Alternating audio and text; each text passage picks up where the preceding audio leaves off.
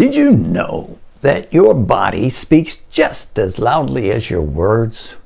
Using physical gestures effectively can take your speech to the next level. First, gestures add energy and emphasis. A well-placed hand movement or an open stance can highlight your points and keep your audience visually engaged.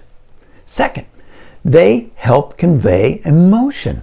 A clenched fist can show determination, while a shrug expresses uncertainty. These movements help your audience connect with your feelings and message. Gestures support clarity. They demonstrate size, direction. Movements with your hands can make complex ideas easier to understand.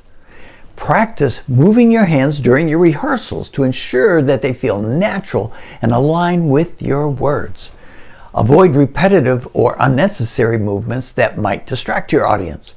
Remember, gestures are a powerful tool to enhance your speech. Use them intentionally to add energy, convey emotion, and clarify your message, making your delivery truly unforgettable.